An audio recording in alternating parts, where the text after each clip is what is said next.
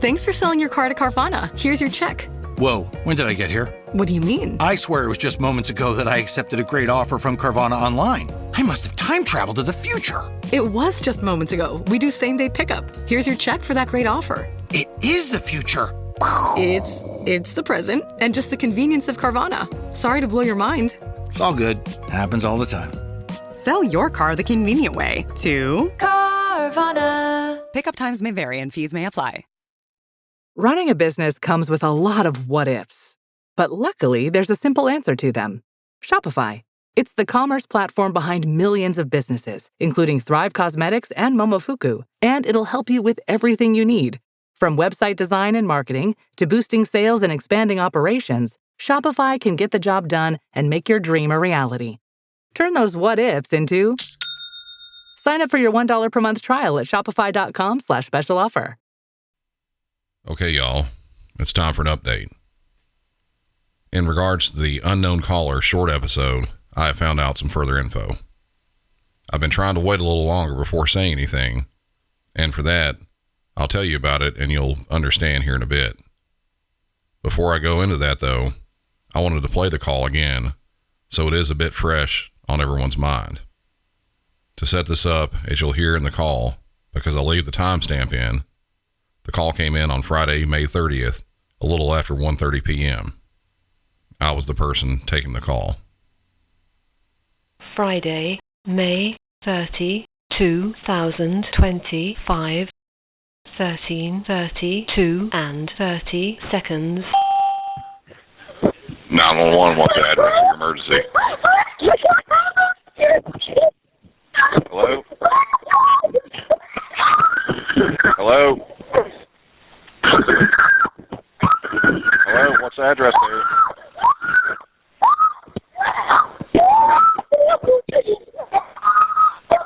What's the address there?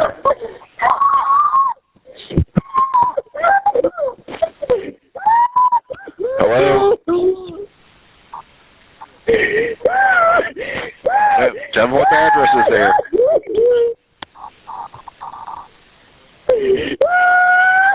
Ma'am, try to tell me what the address is there.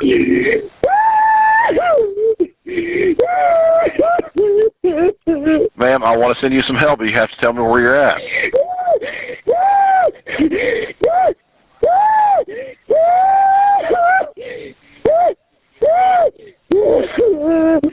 Hello?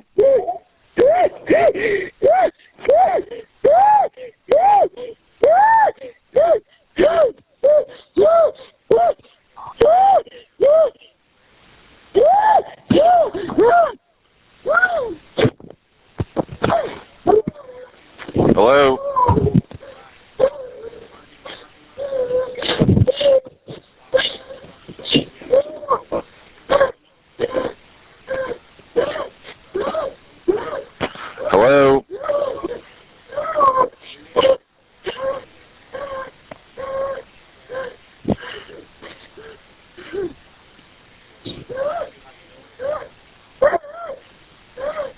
Hello?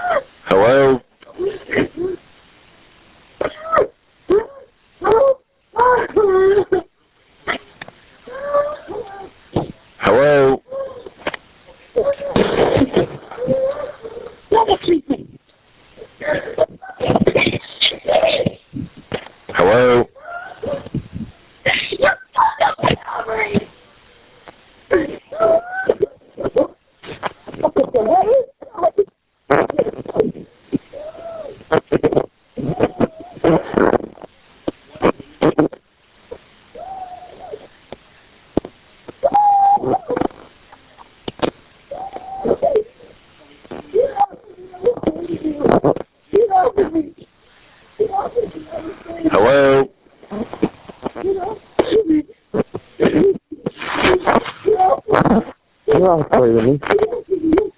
Hello?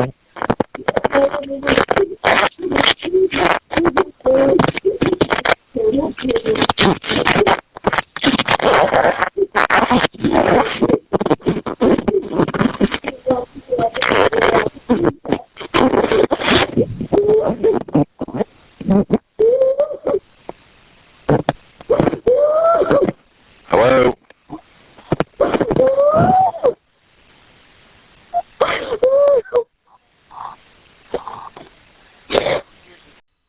go back over this again, or for those who didn't hear this the first time, what was said in the original episode, this was called in on a disconnected cell phone.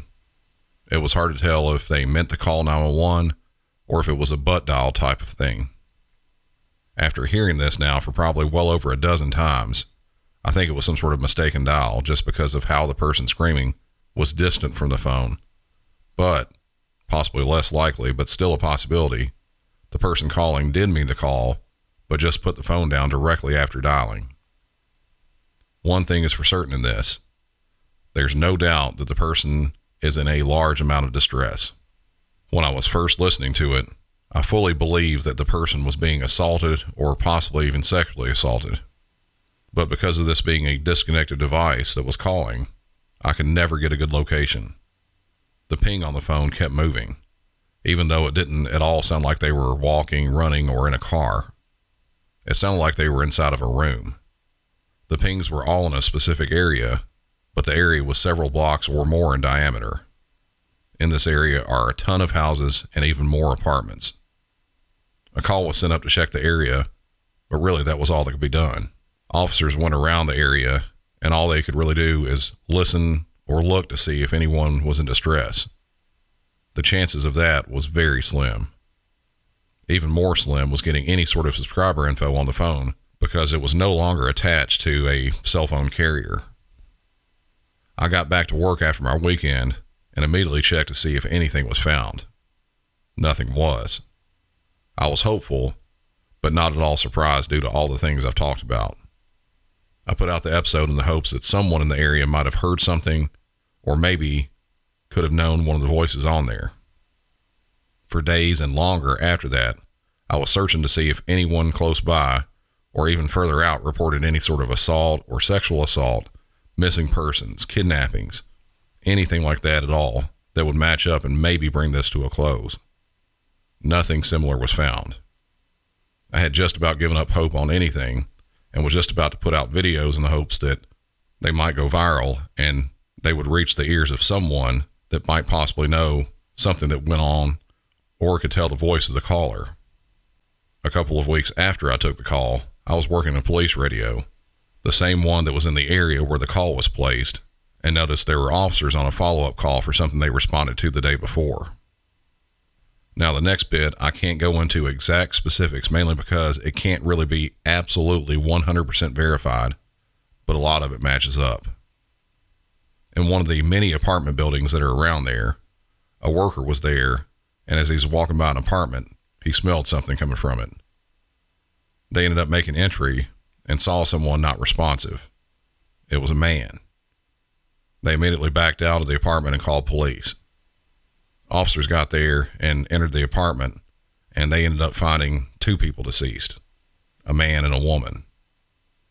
After their initial investigation, no foul play was detected.